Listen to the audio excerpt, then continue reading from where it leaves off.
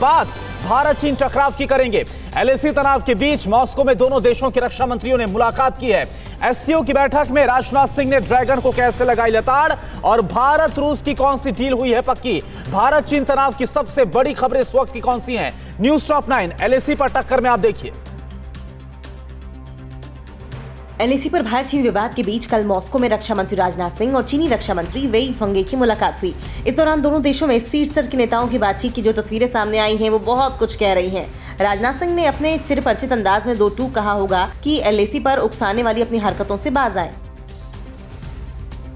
रक्षा मंत्री राजनाथ सिंह और चीन के रक्षा मंत्री वेई फेंघे के बीच 2 घंटे 20 मिनट की बातचीत हुई है।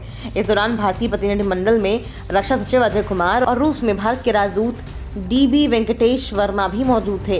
राजनाथ ने पहले साफ कर दिया कि उनका चीन के रक्षा मंत्री से मिलने का कोई कार्यक्रम नहीं है, लेकिन चीन की गुजारिश के बाद ही मुलाकात हुई। मॉस्को में शंघाई सहयोग संगठन की बैठक में रक्षा मंत्री राजनाथ सिंह ने ड्रैगन को जमकर लताड़ लगाई। रक्षा मंत्री ने चीन का नाम लिए बगैर कहा कि शांतिपूर्ण, स्थिर और सुरक्षित एससीओ क्षेत्र के लिए जरूरी है। कुछ लोगों का पागलपन विनाश लाता है। जो दूसरा विश्व युद्ध हुआ था वो सनक का ही नतीजा था। राजनाथ का सीधा हमला वहां मौजूद चीन के रक्षा मंत्री पर था। भारत के कहने पर रूस सीमा पार आतंकवाद को बढ़ावा देने वाले पाकिस्तान को हथियारों की आपूर्ति नहीं करेगा। रूस के दौरे पर गए रक्षा मंत्री राजनाथ सिंह और रूसी रक्षा मंत्री जनरल सर्गेई शोइगु के बीच मॉस्को में हुई बैठक के दौरान ये प्रतिबद्धता रूस की तरफ से जताई गई।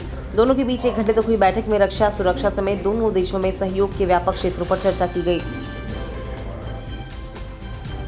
रक्षा मंत्री राजनाथ के रूस दौरे के बीच दोनों देशों के बीच AK-47 203 असॉल्ट राइफल्स को लेकर डील पक्की हो गई है। AK-203 राइफल AK-47 राइफल का एडवांस वर्जन है। इसे पैदल सेना के लिए उपलब्ध सबसे ज्यादा आधुनिक हथियार माना जाता है। खबर है कि उत्तर प्रदेश में कोरव आयुध फैक्ट्री में ये बनाया जा सकेगा।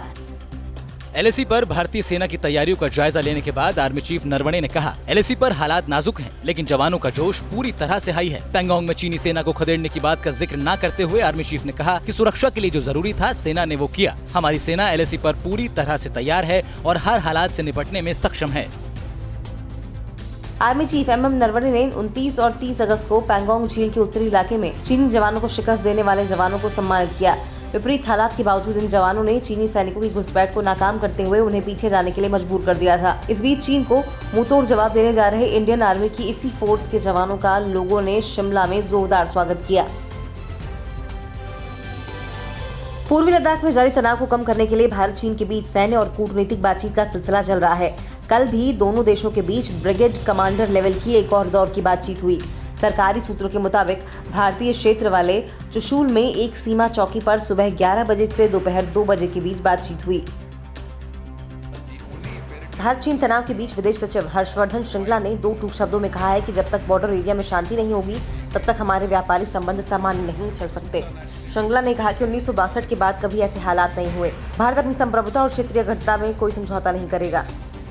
न्यूज टॉप 9 रोज सुबह 7 बजे और शाम 7 बजे सिर्फ TV9 भारतवर्ष पर।